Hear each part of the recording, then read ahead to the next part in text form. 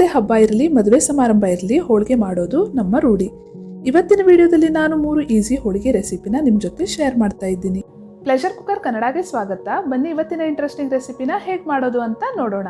ಹೊರಗಿನಿಂದ ಕ್ರಿಸ್ಪಿ ಆಗಿರುವ ಹಾಗೂ ಒಳಗಿನಿಂದ ಸಾಫ್ಟ್ ಆಗಿರುವಂತಹ ಕಾಯಿ ಹೋಳಿಗೆಯ ರೆಸಿಪಿನ ಸುಲಭವಾಗಿ ಪಾಕನ ಮಾಡದೆ ಮಾಡುವ ವಿಧಾನನ ಇವತ್ತು ನಾನು ನಿಮ್ಮ ಜೊತೆ ಶೇರ್ ಮಾಡ್ತಾ ಇದ್ದೀನಿ. ಹೋಳಿಗೆಯ ಕಣಕನ ಮಾಡಲಿಕ್ಕೆ ಬೌಲ್ಗೆ 1 ಕಪ್ ಚಿರೋಟಿ ರವೆ, 1/4 ಕಪ್ ಮೈದಾ, 1/4 ಟೀ ಸ್ಪೂನ್ ಅರಿಶಿಣದ ಪುಡಿ, 1/4 ಟೀ ಸ್ಪೂನ್ ಉಪ್ಪು, 2 ಟೀ ಸ್ಪೂನ್ ಎಣ್ಣೆನ ಸೇರಿಸಿ ಕೈಯ ಸಹಾಯದಿಂದ ಹಿಟ್ಟನ್ನ ಚೆನ್ನಾಗಿ ಮಿಕ್ಸ್ ಮಾಡಿ ಇದಕ್ಕೆ 3/4ರಿಂದ 1 ಕಪ್ ಆಗುವಷ್ಟು ನೀರನ್ನ ಸೇರಿಸಿ ಮೆತ್ತಗಿನ ಕಣಕನ ರೆಡಿ ಮಾಡಿಟ್ಕೊಳ್ಬೇಕು.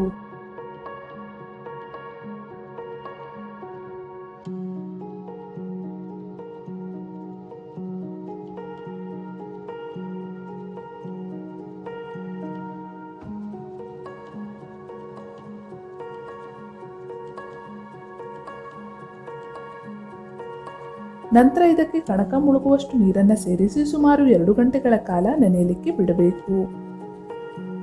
2 ಗಂಟೆಗಳ ನಂತರ ಕಣಕನ ನೀರಿನಿಂದ ತೆಗೆದು ಬೇರೆ ಬೌಲ್ಗೆ ಟ್ರಾನ್ಸ್ಫರ್ ಮಾಡಿ ಕಣಕ ಪೂರ್ತಿಯಾಗಿ ಸಾಫ್ಟ್ ಆಗುವವರೆಗೂ ಇದನ್ನ ಕೈಯಿಂದ ಚೆನ್ನಾಗಿ ನುಡಿ ಮಾಡಿಕೊಳ್ಬೇಕು.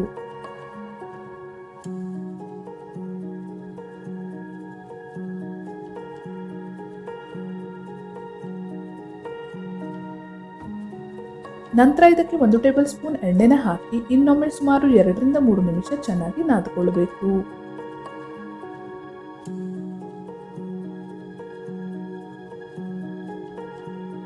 ಕಣಕದಲ್ಲಿ ನಾರಿನಂಶ ಬಂದಿರೋದನ್ನ ಈಗ ಕಾಣಬಹುದು. ಈಗ ಕಣಕನ ಬೌಲ್ನಲ್ಲಿಟ್ಟು ಇದಕ್ಕೆ ಸುಮಾರು 2 ಟೇಬಲ್ ಸ್ಪೂನ್ ಎಣ್ಣೆನ ಹಾಕಿ ಕಣಕನ ಪೂರ್ತಿಯಾಗಿ ಮುಳುಗಿಸಿ 1 ಗಂಟೆಗಳ ಕಾಲ ಹಿಟ್ಟನ್ನ ನೆನೆಯಲಿಕ್ಕೆ ಬಿಡಬೇಕು. ಕಣಕ ಪೂರ್ತಿಯಾಗಿ ರೆಡಿ ಆಗುವಷ್ಟರಲ್ಲಿ ಕಾಯಿ ಹೋಳಿಗೆಗೆ ಬೇಕಾಗಿರುವಂತಹ ಹೂರ್ಣನ ರೆಡಿ ಮಾಡಿಕೊಳ್ಳೋಣ. ಇಲ್ಲಿ ನಾನು ಸುಮಾರು 2 ಕಪ್ ಆಗುವಷ್ಟು ತುರಿದಿರುವಂತಹ ತೆಂಗಿನಕಾಯಿನ ತಗೊಂಡಿದ್ದೇನೆ. ತೆಂಗಿನಕಾಯಿಯ ಬದಲು ಒಣ ಕೊಬ್ಬರಿನೂ ಸಹ ಇಲ್ಲಿ ಬಳಸಬಹುದು. ತೆಂಗಿನ ತುರಿನ ಮಿಕ್ಸರ್ ಜಾರ್ಗೆ ಸೇರಿಸಿ ಇದಕ್ಕೆ ಚಿಕ್ಕ ಜಾಯಿಕಾಯಿ, 4 ಏಲಕ್ಕಿನ ಸೇರಿಸಿ ನೀರನ್ನ ಹಾಕದೆ ಸಾಧ್ಯವಾದಷ್ಟು ನುಣ್ಣಗಿನ ಪೌಡರ್ನ ಮಾಡಿಕೊಳ್ಬೇಕು. ನಂತರ ಇದನ್ನ ದಪ್ಪತಳದ ಪಾತ್ರೆಗೆ ಟ್ರಾನ್ಸ್ಫರ್ ಮಾಡಿ ಈಗ ಇದಕ್ಕೆ ತೆಂಗಿನ ತುರಿಯ ಅರ್ಧದಷ್ಟು ಅಂದರೆ ಸುಮಾರು 1 ಕಪ್ ಆಗುವಷ್ಟು ಸಣ್ಣಗೆ ತುರಿದಿರುವಂತಹ ಬೆಲ್ಲನ ಸೇರಿಸಿ ಚಿಕ್ಕ ಉರಿಯಲ್ಲಿ ಚೆನ್ನಾಗಿ ಮಿಕ್ಸ್ ಮಾಡಿಕೊಳ್ಬೇಕು. ನಂತರ ಇದಕ್ಕೆ 2 ಟೇಬಲ್ ಸ್ಪೂನ್ ನೀರನ್ನ ಸೇರಿಸಿ ಬೆಲ್ಲ ಕರಗುವವರೆಗೂ ಮೀಡಿಯಂ ಫ್ಲೇಮಲ್ಲಿ ಮಿಕ್ಸ್ ಮಾಡ್ತಾ ಕಾಯಿಸ್ಕೊಳ್ಬೇಕು.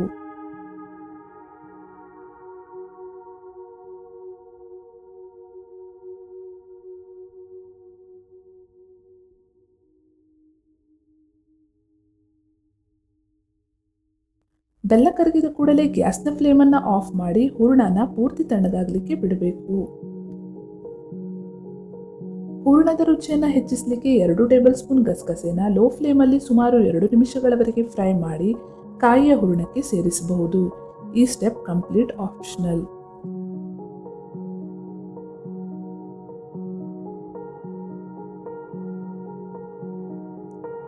ಈಗ ಬಾಳೆ ಎಲೆ ಇಲ್ಲ ಪಾರ್ಚ್ಮೆಂಟ್ ಪೇಪರ್ಗೆ ಎಣ್ಣೆನ ಸವರಿಟ್ಕೊಳ್ಬೇಕು. ರೆಡಿ ಮಾಡಿಟ್ಕೊಂಡಿರುವಂತಹ ಕಣಕದಲ್ಲಿ ನಿಂಬೆಹಣ್ಣಿನ ಗಾತ್ರದ ಕಣಕನ ತಗೊಂಡು ಪಾರ್ಚ್ಮೆಂಟ್ ಪೇಪರ್ ಮೇಲೆ ಇಟ್ಟು ವಿಡಿಯೋದಲ್ಲಿ ತೋರಿಸಿದಂತೆ ತಟ್ಕೊಳ್ಬೇಕು.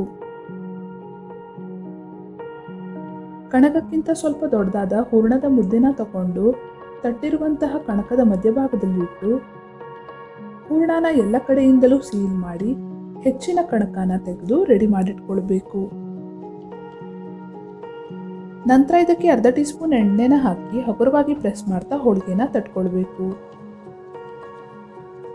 ನಂತರ ಇದರ ಮೇಲೆ ಪ್ಲಾಸ್ಟಿಕ್ನ ಶೀಟ್ನ ಇಟ್ಟು ವಿಡಿಯೋದಲ್ಲಿ ತೋರಿಸಿದಂತೆ ಕೈಯ ಸಹಾಯದಿಂದ ಸ್ಪ್ರೆಡ್ ಮಾಡ್ತಾ ಸಾಧ್ಯವಾದಷ್ಟು ತೆಳ್ಳಗಿನ ಹೋಳಿಗೆನ ತಟ್ಕೊಳ್ಬೇಕು.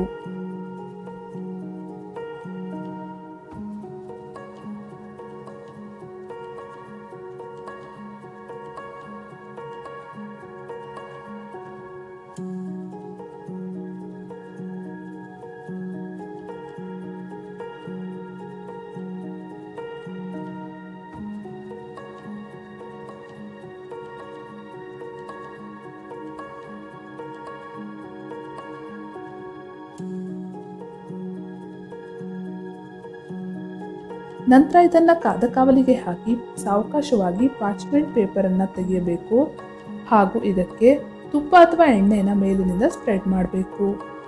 ತುಪ್ಪ ಅಥವಾ ಎಣ್ಣೆನ ಹಾಕೋದು ಕಂಪ್ಲೀಟ್ ಆಪ್ಷನಲ್. ಹೋಳಿಗೆಯನ್ನು ಸಾಧ್ಯವಾದಷ್ಟು ಮೀಡಿಯಂ ಫ್ಲೇಮಲ್ಲಿ ಸುಟ್ಕೊಳ್ಬೇಕು. ಈಗ ಹೋಳಿಗೆನ ಮುಗುಚಿ ಇನ್ನೊಂದು ಕಡೆಯಿಂದಲೂ ಸಹ ತುಪ್ಪ ಅಥವಾ ಎಣ್ಣೆನ ಸ್ಪ್ರೆಡ್ ಮಾಡಿ. ಹೋಳಿಗೆ ಕ್ರಿಸ್ಪಿ ಆಗುವವರೆಗೂ ಇದನ್ನು ಮುಗುಚುತ್ತಾ ಎರಡು ಕಡೆಯಿಂದ ರೋಸ್ಟ್ ಮಾಡಿ. ನಂತರ ಇದನ್ನು ಫೋಲ್ಡ್ ಮಾಡಿ ಬೇರೆ ಪ್ಲೇಟ್ಗೆ ಟ್ರಾನ್ಸ್ಫರ್ ಮಾಡಿ. ಇದೇ ರೀತಿ ಎಲ್ಲ ಕಾಯಿ ಹೋಳಿಗೆಯನ್ನು ರೆಡಿ ಮಾಡಿಕೊಳ್ಳಿ. ಬನ್ನಿ ಈಗ ಯುನೀಕ್ ಆಗಿರುವಂತಹ ಕ್ಯಾರೆಟ್ ಹೋಳಿಗೆನ ಹೇಗೆ ಮಾಡೋದು ಅಂತ ನೋಡೋಣ. ಬೌಲ್ಗೆ 1 ಕಪ್ ಮೈದಾ ಹಿಟ್ಟನ್ನು ಹಾಕಿ ಇದಕ್ಕೆ 1/8 ಸ್ಪೂನ್ ಆಗುವಷ್ಟು ಉಪ್ಪು, ಚಿಟಿಕೆ ಅರಿಶಿಣ ಹಾಗೂ ಸ್ವಲ್ಪ ನೀರನ್ನು ಸೇರಿಸಿ ಸಾಫ್ಟ್ ಆಗಿರುವಂತಹ ಕಣಕನ ಕಲಸಿಟ್ಕೊಳ್ಬೇಕು.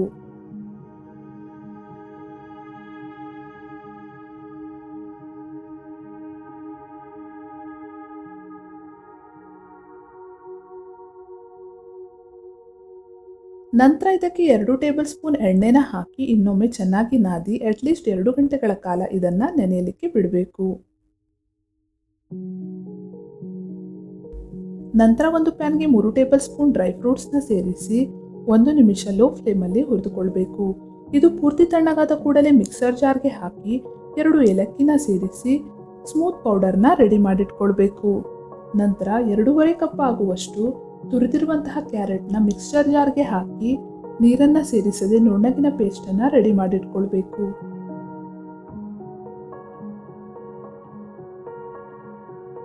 ಬಾಣಲೆಗೆ 2 ಟೇಬಲ್ ಸ್ಪೂನ್ ತುಪ್ಪನ ಸೇರಿಸಿ ಪೇಸ್ಟ್ ಮಾಡಿರುವಂತಹ ಕ್ಯಾರೆಟ್ನ ಸೇರಿಸಿ ಕ್ಯಾರೆಟ್ನ ಹಸಿವಾಸನೆ ಹೋಗಿ ಕ್ಯಾರೆಟ್ ಪೂರ್ತಿಯಾಗಿ ಬೇಯೋ ತನಕನೂ ಇದನ್ನು ಮೀಡಿಯಂ ಫ್ಲೇಮಲ್ಲಿ ಫ್ರೈ ಮಾಡಿಕೊಳ್ಬೇಕು.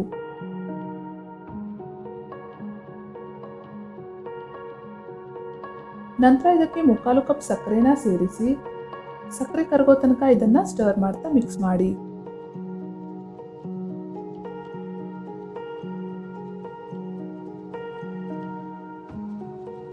ಕ್ಯಾರೆಟ್ನ ನೀರು ಪೂರ್ತಿ ಆವಿಯಾಗಿ ಹೂರ್ಣ ಗಟ್ಟಿಯಾಗುವವರೆಗೂ ಇದನ್ನು ಸ್ಟರ್ ಮಾಡಿ ನಂತರ ಪುಡಿ ಮಾಡಿಟ್ಟುಕೊಂಡಿರುವಂತಹ ಡ್ರೈ ಫ್ರೂಟ್ಸ್ನ ಸೇರಿಸಿ ಇನ್ನೊಮ್ಮೆ ಸ್ಟರ್ ಮಾಡಿ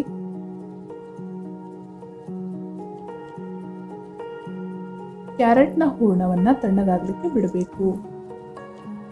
ಹೂರ್ಣ ತಣ್ಣಗಾದ ಕೂಡಲೇ ಪಾರ್ಚ್ಮೆಂಟ್ ಪೇಪರ್ಗೆ ಎಣ್ಣೆನ ಸವರಿ ನಿಂಬೆಹಣ್ಣಿನ ಗಾತ್ರದ ಕಣಕನ ತಗೊಂಡು ಪಾರ್ಚ್ಮೆಂಟ್ ಪೇಪರ್ ಮೇಲೆ ಇಟ್ಟು ಕ್ಯಾರೆಟ್ನ ಹೂರಣನ ಇದರ ಮಧ್ಯಭಾಗದಲ್ಲಿಟ್ಟು ಚೆನ್ನಾಗಿ ಸೀಲ್ ಮಾಡಿ.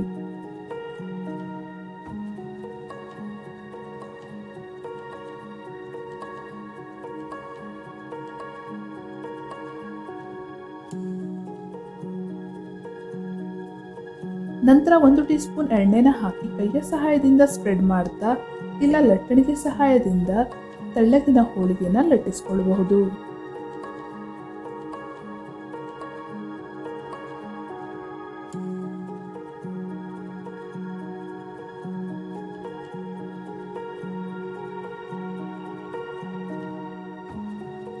ಈ ಹೋಳಿಗೆಯನ್ನು ಕಾದ ಕಾವಲಿಗೆ ಹಾಕಿ 2 ಕಡೆಯಿಂದ ತುಪ್ಪ ಅಥವಾ ಎಣ್ಣೆನ ಹಾಕಿ 2 ರಿಂದ 3 ಬಾರಿ ಮುಗುಚುತ್ತಾ ಹೋಳಿಗೆಯನ್ನು ಮೀಡಿಯಂ ಫ್ಲೇಮಲ್ಲಿ ಸುಟ್ಕೊಳ್ಬೇಕು.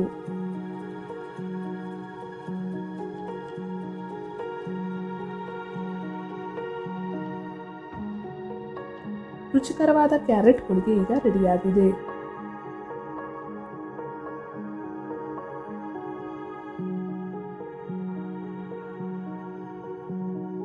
ಬನ್ನಿ ಈಗ ಅತ್ಯಂತ ಸಾಫ್ಟ್ ಆಗಿರುವಂತಹ ಸಾಂಪ್ರದಾಯಿಕವಾದಂತಹ ಬೇಳೆ ಹೋಳಿಗೆನ ಹೇಗೆ ಮಾಡೋದು ಅಂತ ನೋಡೋಣ. ಇಲ್ಲಿ ನಾನು ಬೇಳೆ ಹೋಳಿಗೆಯ ಕಣಕನೂ ಸಹ ಚಿರೋಟಿ ರವಾನ ಬಳಸಿ ಮಾಡ್ತಾ ಇದ್ದೀನಿ. ಬೌಲ್ಗೆ ರವಾ, ಮೈದಾ ಹಿಟ್ಟು, ಉಪ್ಪು, ಅರಿಶಿಣ ಹಾಗೂ ಎಣ್ಣೆನ ಸೇರಿಸಿ ಚೆನ್ನಾಗಿ ಮಿಕ್ಸ್ ಮಾಡಿ ನಂತರ ನೀರನ್ನು ಸೇರಿಸಿ ಸೆಮಿ ಸಾಫ್ಟ್ ಡೋನ ರೆಡಿ ಮಾಡಿಟ್ಕೊಳ್ಬೇಕು.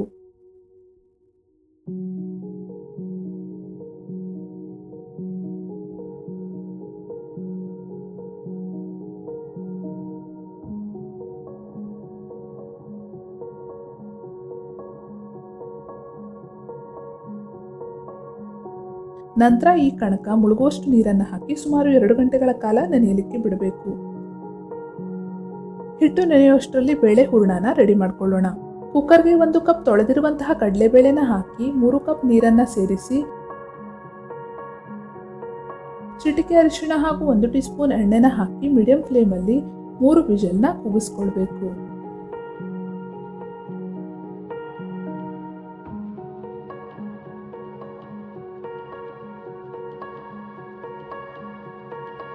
ಕುಕ್ಕರ್ ತಣ್ಣಗಾಗುವಷ್ಟರಲ್ಲಿ ಕಣಕಾನ ನಾದಿಕೊಳ್ಳೋಣ.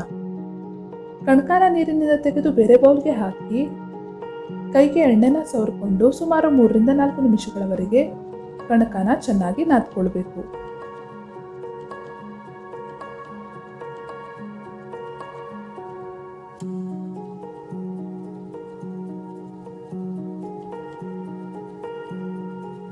ನಂತರ ಇದಕ್ಕೆ 2 ಟೇಬಲ್ ಸ್ಪೂನ್ ಎಣ್ಣೆನ ಹಾಕಿ ಸುಮಾರು 1 ಗಂಟೆಗಳ ಕಾಲ ನೆನೆಯಲಿಕ್ಕೆ ಬಿಡಬೇಕು.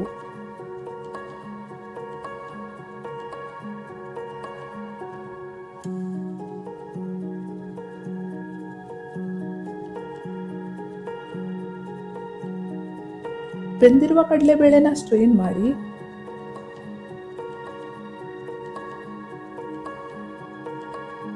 ಬೇಳೆನ ದಪ್ಪ ತಳದ ಪಾತ್ರೆ ಅಥವಾ ಕುಕ್ಕರ್ಗೆ ಸೇರಿಸಿ ಇದಕ್ಕೆ 1 ಕಪ್ ಬೆಲ್ಲನ ಸೇರಿಸಿ ಬೆಲ್ಲ ಕರಗುವವರೆಗೂ ಮೀಡಿಯಂ ಫ್ಲೇಮಲ್ಲಿ ಸ್ಟರ್ ಮಾಡ್ತಾ ಕಾಯಿಸ್ಕೊಳ್ಬೇಕು.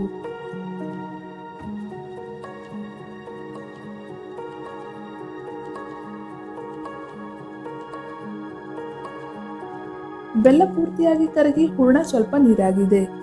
ಈಗ ಇದನ್ನ ಸ್ವಲ್ಪ ಗಟ್ಟಿಯಾಗುವವರೆಗೂ ಲೋ ಫ್ಲೇಮಲ್ಲಿ ಕೈ ಆಡಿಸ್ತಾ ಕಾಯಿಸ್ಕೊಳ್ಬೇಕು. ಈ ಸ್ಟೇಜಲ್ಲಿ ಹೂರಣದ ಹಿಟ್ಟು ತಳ ಹಿಡಿಯುವ ಸಾಧ್ಯತೆ ಇರೋದ್ರಿಂದ ಸ್ಟಫಿಂಗ್ನ ಕಂಟಿನ್ಯೂಯಸ್ ಆಗಿ ಸ್ಟರ್ ಮಾಡಿ.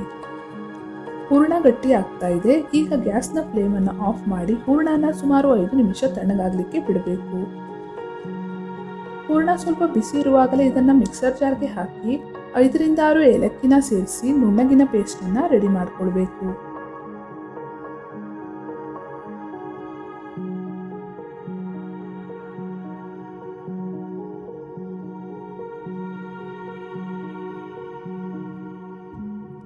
ಬೇಳೆ ಹೂರಣ ಈಗ ರೆಡಿಯಾಗಿದೆ.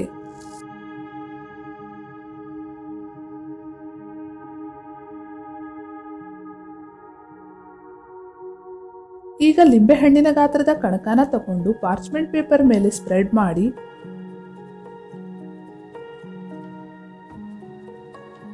ಲಿಂಬೆಹಣ್ಣಿಗಿಂತ ಸ್ವಲ್ಪ ದೊಡ್ಡ ಗಾತ್ರದ ಹೂರಣನ ತಗೊಂಡು ಕಣಕದ ಮಧ್ಯಭಾಗದಲ್ಲಿ ಇಟ್ಟು ಸೀಲ್ ಮಾಡಿ.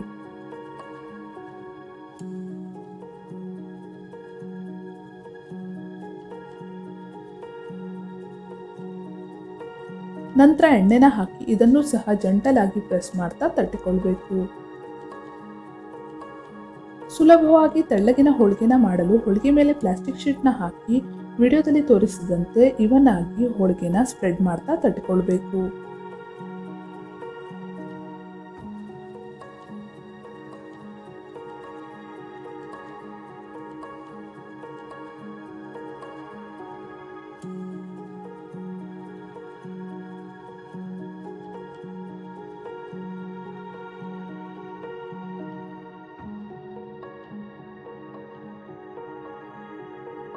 ನಂತರ ಇದನ್ನ ಕಾದ ಕಾವಲಿಗೆ ಹಾಕಿ ಪಾರ್ಚ್ಮೆಂಟ್ ಪೇಪರ್ ಅನ್ನ ತೆಗೆದು 2 ಕಡೆಯಿಂದ ಮುಗುಚುತ್ತಾ ರೋಸ್ಟ್ ಮಾಡಿ.